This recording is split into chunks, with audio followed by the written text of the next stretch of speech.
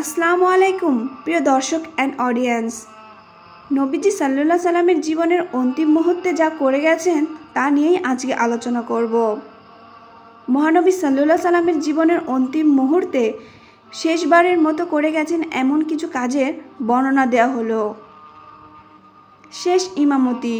উমুল ফাদল বিনতে হারিস রাদিয়াল্লাহু তাআলা বলেন, আমি নবী সাল্লাল্লাহু আলাইহি সাল্লামকে মাগরিবের নামাজে সূরা ওয়াল মুরসালাতি উরফা পাঠ করতে শুনেছি।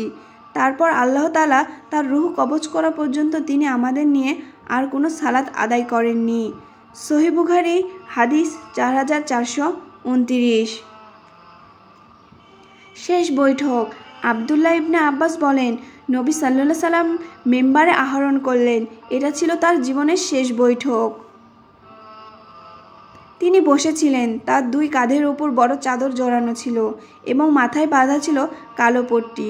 তিনি আল্লাহর গুণ কীর্তন করলেন এবং তার মহিমা বর্ণনা করলেন। অতঃপর বললেন, হে লোক সকল, তোমরা আমার কাছে এসো।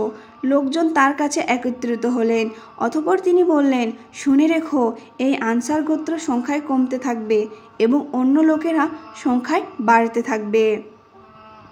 কাজেই যে ব্যক্তি মুহাম্মদ সাল্লাল্লাহু আলাইহি সাল্লামের উম্মতের কোনো বিষয়ের কৃতিত্ব লাভ করবে এবং সে এর সাহায্য করে ক্ষতি বা উপকার করার সুযোগ পাবে, সে যেন এই আনসারদের লোকদের ভালো কাজগুলোই গ্রহণ করে এবং তাদের মন্দ কাজগুলো মাফ করে দেয়। সহিহ বুখারী হাদিস 927। শেষবার মসজিদে গমন। আয়েশা রাদিয়াল্লাহু তাআলা অন্তিম রোগে আক্রান্ত অবস্থায় আল্লাহর রাসূল সাল্লাল্লাহু আলাইহি সাল্লাম আবু বকর রাদিয়াল্লাহু তাআলাকে লোকদের নিয়ে নামাজ আদায় করার নির্দেশ দিয়েছিলেন। তাই তিনি লোকদের নিয়ে নামাজ আদায় করেন। ইতিমধ্যে আল্লাহর রাসূল সাল্লাল্লাহু আলাইহি সাল্লাম একটু সুস্থতা বোধ করলেন এবং নামাজের জন্য বেরিয়ে এলেন।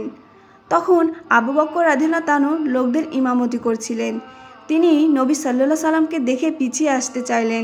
নবী সাল্লাল্লাহু আলাইহি সাল্লাম তাকে ইঙ্গিত করলেন যে যেভাবে আছো সেভাবেই থেকো। অথবা রাসূল সাল্লাল্লাহু আলাইহি সাল্লাম আবু বকর রাদিয়াল্লাহু তাআলার বরাবর পাশে বসে গেলেন। তখন আবু বকর রাদিয়াল্লাহু তাআলা আল্লাহর রাসূলকে অনুসরণ করে নামাজ আদায় করছিলেন আর লোকেরা আবু বকর রাদিয়াল্লাহু তাআলাকে অনুসরণ করে নামাজ আদায় করছিলেন। সহিহ বুখারী হাদিস 683। সিরাত গবেষকরা বলেন, এটা 10 রবিউল আওয়ালের ঘটনা এবং এটাই ছিল মহানবী সাল্লাল্লাহু আলাইহি সাল্লামের শেষবারের মসজিদে গমন। মুসলিম উম্মাহ ইতিহাস 319। সাহাবীদের কাছ থেকে শেষ বিদায়।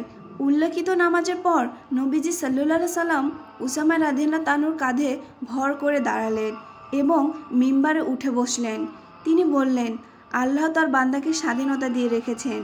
কেউ ইচ্ছা করলে পাবিত নিয়ামতকেই সন্তুষ্ট থাকবে আর কেউ ইচ্ছা করলে আল্লাহর কাছে থাকা নিয়ামতগুলোই গ্রহণ করবে।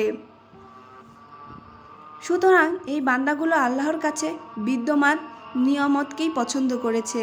একথা শুনে আবু বকর রাদিয়াল্লাহু তাআলা কেঁদে উঠলেন, কেননা তিনি বুঝতে পারলেন এটা পরোক্ষভাবে মহানবী সাল্লাল্লাহু আলাইহি সাল্লামের বিদায় গ্রহণ। রাসূল সাল্লাল্লাহু আলাইহি সাল্লাম বললেন, আবু বকর, তুমি কেঁদো না।